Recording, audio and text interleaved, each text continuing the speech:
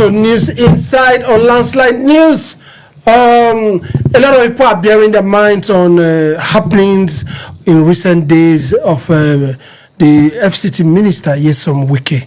Falana spoke at it in a lecture in Abuja. That's the University of Abuja. Yeah. Philip. You know, before Falana had made his statement, we have said it here. You know, when the question was put to me, I remember vividly whether Wike was there lawfully or not, and if Lieutenant Yerima was there lawfully or not. And I did say that both of them, at that point in time, they are there lawfully. So Falana coming to re-echo it and cite Section 11 of the Land Use Act to emphasize the enormous power the governors and the FCC minister has by that provision, lay credence to what we have said before, that yes, Wike was there legally, lawfully. Yeah. But we did say that his outburst was the question mark, and that's what Falana said. Emotion took a better part of him. Yes, because for an officer of the Federal Republic of Nigeria at that level to control his utterances in public, to speak to a man that is a symbol of Nigeria, wearing Nigeria on his body, that is on duty, is unbecoming. So the question is not whether Wike had the power or he to be there or he was there rightly or wrongly. No, but the action of Mr. Nyesom Wike, does he portray that he's actually a minister or a gutter boy? That's the question before us. Yes, because if a minister starts to speak gutter's language, then you cannot separate the minister from a gutter boy. And that's what Wike displayed. But if you, on the other hand, if you look at the officer, he shows that he's a true officer, well trained and disciplined, who knows his professional ethics, and he obey and observe to the latter. That's the question before us. Yes, Wike has all the right to be there because he's the minister of FCT. He has unquestionable, undeniable right to every land in Abuja. But does that give him right to insult Nigerians? Okay. To as much as an officer of the Nigerian. Now, Falana said that Wike has a right to demand. Yeah. We all know that he has a right to demand. To demand for the documents of the land. But if they fail to bring the document of the land, Falana also said what Wike should have done was to go to the courts and prosecute or get a judgment or whatever to make sure that he brings them out of the land. But I don't think categorically that Falana said he has right to demand documents. He said he has right to access or inspect any of the lands in Abuja. That's right to demand. No, not the right to demand documents. You don't go to people's house to demand it for the documents. No, if there's a contention for a particular land. It's not in court. If it's in court, everybody will do their filings. Okay. Yeah. But he has a right to go to the court. Certainly. So why did he not explain that? You see, let me use the General Irabo, our former CDS, said that when you call a commission officer a fool, you are calling the commander-in-chief that commissioned him a fool as well. You know, where the issue came into this matter was Wike's utterances, Wike's emotion, and Wike's uncultured manner, and which now happens to not be a one-off case. It appears to be his character. So that's why you see Nigerians reacted. Not that Nigerians were supporting the military using their power to guide lands or whatever. No. Not Nigerians were even saying that a minister of the Federal Republic, who happens to be the minister of FCTA, does not have the right to inspect or go to visit any land that he chooses. It's just because of his utterances and also what Wike has been doing in land matters. You said it the other day. Wike has disrespected court order to demolish people's garden. Why? Because his friends want to extend their own development, not minding. Let me tell you, what is the intention of, before you say something is a crime, you have to look at the intention or whether the action was taken. What is your intention of doing that then? Is it for public interest? Or your friend's interest or your own interest? And the way you got angry in itself indicated personal interest. Because we've seen so many other things happen. When has Wike come out to show such level of emotion? Getting so angry with a very, very young guy that could almost be of the same age with the children. So, but what Falana is saying is this. Falana is saying that you need not be an officer to be respected. He's saying that just because the guy is putting on uniform doesn't mean he connotes a different respect from any other citizen in Nigeria.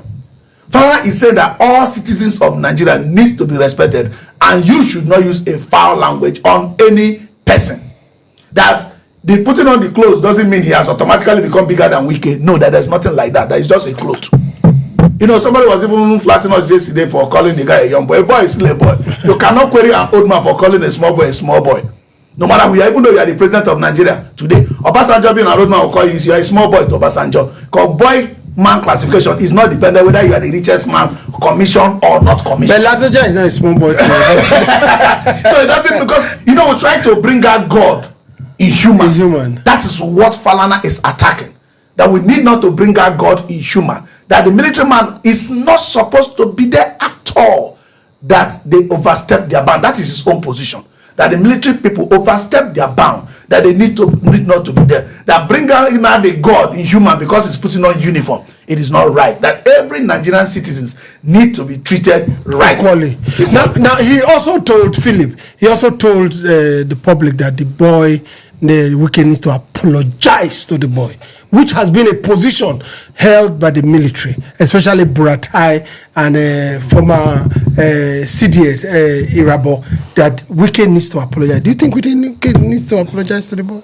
He needs to, because even in saying that, he cited an incident that happened in Ghana, wherein a minister has behaved just like the way Wike behaved. He was made to apologize publicly, and that's what we expected from Wike, to show that he's civilized, so that we don't see him as a crude person. Because if he failed to apologize, it shows that he's not a civilized person. Because a civilized person, when he realized that he had done something out of the... But Wike has not realized that he has done something wrong. He called a press conference yesterday on an elaborate press conference. That is why the likes of Falana is telling him that you are still going the wrong route. Turn back. It's not too late. A bad turn. Take the right route. A bad turn left, and go straight. The Nigerian politicians or public office holder, do they ever apologize? Because we saw a case where Ukpebulu said that there's a new sheriff in town. That's my governor. He said there's a new sheriff in town. If Obi is coming to Edo State, he must tell me. If he doesn't tell me, whatever happens to him, he should take it. Everybody called that he should apologize. He never did. Well, you know, that is what we are having in our midst today. We have dictators in close of Democrat. They show to the public that they are Democrat, but inside of they are dictators. From up down, Buhari said up down and be down up, whatever it is. So that is what we have. Because in a civilized, in a sane society, there's nothing wrong to say sorry. It solves a lot of problems. If you realize, even if you don't realize, if everybody says that what you did is wrong, it shows that you cannot be right in midst of everybody saying that you are wrong. So the right thing to do is for you to apologize and assuage every other person so that you move forward. Okafor, as a political scientist, I'm very aware of the fact that politicians are not always at the interest of the public. They are at the interest, or they fight over resources, knowing that Okafor, you have taken more than me. So as a result of that, you can't be taking more than me. They fight over the resources, not for the benefit of... This one seems that way. From what Falana is saying, there's a fight between these two people. Yeah. What do we learn from it? You know, a lot of lessons from Falana. Number one, that you are putting on uniform does not confer supremacy on you to the civilian. As a matter of fact, civilians remain the superior at any point in time in anything, if we are to classify so. If you even look at the line of reporting for these officers, the two officers, both Wike is an officer of the government in the way. The other guy is also an officer of the government. His own CDS, who is the #1 military officer in Nigeria, in some duties reports to the Minister of Defense. And Minister of Defense reports to the President in administrative duty. Wike reports to the President in administrative duty. So at that level, they are not equal. So Falana is telling us that because you are putting on uniform does not confer superiority on you on any civilian. And it is very correct. And it is good we accept that truth and let serving officers know the gun you are having in your hand, we brought it for you. We didn't buy it for you. I'll give you uniform for you to oppress us. Because you have become a commission officer, it doesn't automatically make you older than me or bigger than me in some form. No. Because they too, they have an attitude of a bloody civilian. Yeah, because they have that attitude of bloody civilian. Yes. So we are all bloody. There's nobody that runs on holy water. Yes. So that's what Falana is teaching them. That is, the army should not come with that superiority mindset. It doesn't even exist. Doesn't exist. We employed you. You can't be actually bigger than your employer. And when we employ you and give you a tool to work, that tool should be used for the work that it is assigned for. Falana is saying, we didn't employ you that you should go and save land. Let me tell you, I've been calling for comprehensive investigation on this matter. And that's why I kept saying, if the boy was lawfully posted there.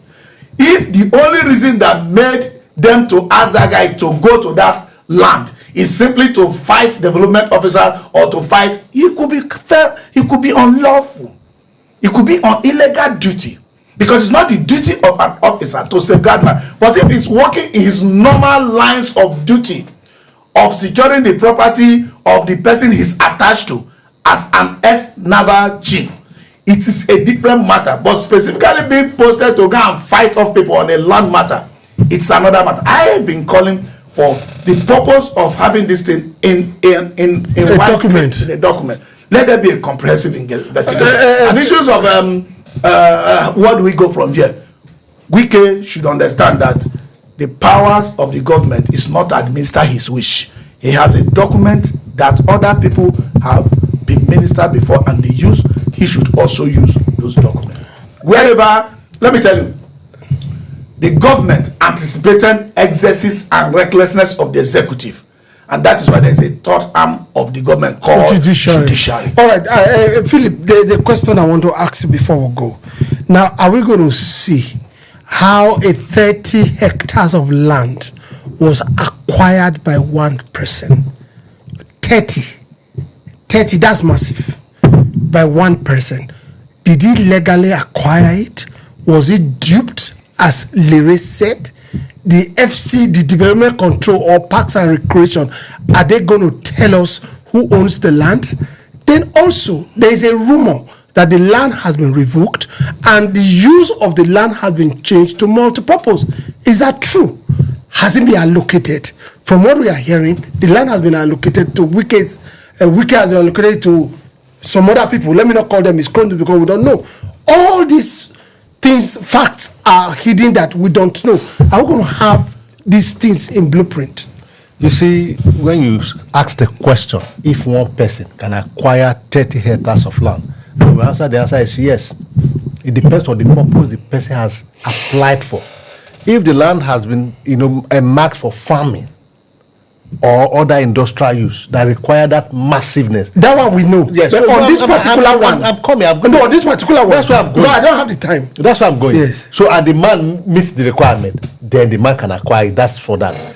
The question whether the land was lawfully acquired or lawfully revoked and lawfully reallotted, Nigerians and the use of the land and the use of that be changed. Nigerians are very interested, because why the interest in this particular land? Why will the use of the land be changed? Is it because of the new interest? Because the master plan has spelled out the use of this land. Why the sudden change of interest? At what time was the use of the land changed? Is it before the revocation or after the revocation? Or was it changed just because they want to revoke the land? There are so many unanswered questions. So, to the public and to those who are saddled with the authority, this matter should not be swept under the carpet. Nigeria wants to know how it all ended. Now, most of the time we look at the personality in the case, whether it's Wike, whether it's the army, whether it's the CNA. We also need to know whether things were done right by the agencies that are involved. Was it revoked? Was it acquired legally? All these are questions that begs for answer, and we want to know. And Nigerians wants to know too. We'll be right back.